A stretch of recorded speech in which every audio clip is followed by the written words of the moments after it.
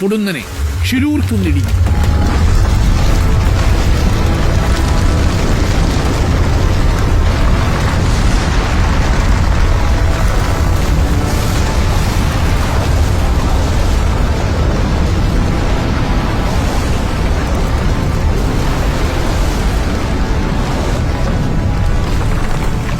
ഉത്തരകന്നഡ ജില്ലയിലെ അങ്കോള താലൂക്കിലെ ഷിരൂർ ഗ്രാമത്തിലൂടെ കടന്നുപോകുന്ന പൻവേൽ കന്യാകുമാരി ദേശീയപാത.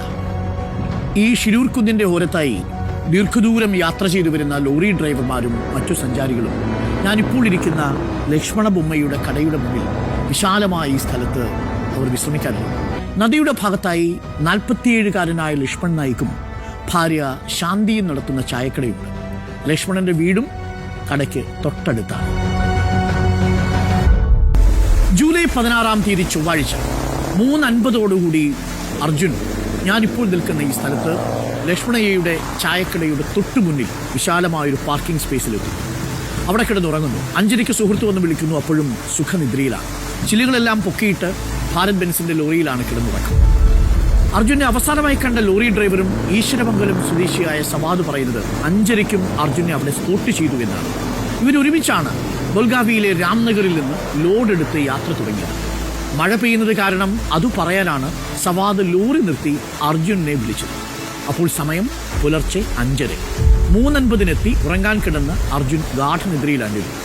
ലോറിയിൽ മുൻഭാഗം എല്ലാ ചില്ലുകളും പൂട്ടി സുഖനിദ്രയിലായിരുന്നു അർജുൻ. സവാദിന്റെ വിളി കേട്ടില്ല.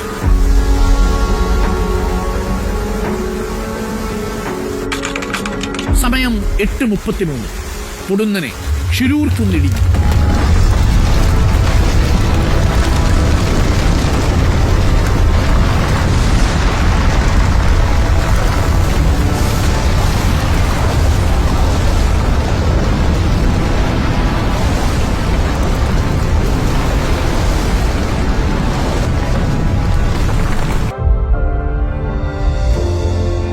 അർജുൻ ഏറ്റവും ഒടുവിൽ വീട്ടിലേക്ക് ഫോൺ വഴി ബന്ധപ്പെട്ടത് ചൊവ്വാഴ്ച പുലർച്ചെയാണ്.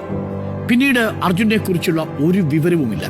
തുടർന്ന് നടത്തിയ അന്വേഷണത്തിലാണ് ഷിരൂരിലെ മണ്ണിടിച്ചിലിനെ കുറിച്ച് കുടുംബം അറിയുന്നത്. ഷിരൂരിലെത്തിയ സംഘം കണ്ടതത്രയും നിരാശാജനകമായ കാഴ്ചകളാണ്. ഒരു പോലീസ് ജീപ്പും ഒരു മണ്ണുമാന്തി യന്ത്രവും മാത്രമാണ് സംഭവ സ്ഥലത്തുള്ളത്. തിരച്ചിൽ എന്നത് വെറും പ്രഹസനം മാത്രം. എത്ര പേർ മണ്ണിനടിയിൽപ്പെട്ടെന്നോ എത്ര വാഹനങ്ങളുണ്ടെന്നോ ഒരു കണക്കുമില്ല. ദേശീയപാതയിലെ ഗതാഗതം പുനഃസ്ഥാപിക്കാനുള്ള തിടുക്കമാണ് അധികൃതർക്കെന്ന് തോന്നിയ രീതിയിലാണ് ആദ്യം മണ്ണെടുപ്പ് നടക്കുന്നത്. പലതവണ പോലീസ് സ്റ്റേഷനുകളിൽ കയറിയിറങ്ങി. അങ്കോള പോലീസ് സ്റ്റേഷനിൽ നിന്ന് ഒരു തരത്തിലുള്ള സഹകരണവും സഹായവും തുടക്കത്തിൽ ലഭിച്ചില്ല. മറ്റു മാധ്യമങ്ങളിലും വിഷയം റിപ്പോർട്ട് ചെയ്യുന്നു. അപ്പോഴേക്കും മണ്ണിടിച്ചിലുണ്ടായി 3-ാം ദിവസം എത്തിയിട്ടുണ്ടായിരുന്നു. ആദ്യത്തെ ഗോൾഡൻ ഓപ്പർച്യൂണിറ്റി നഷ്ടപ്പെടുത്തി കഴിഞ്ഞു.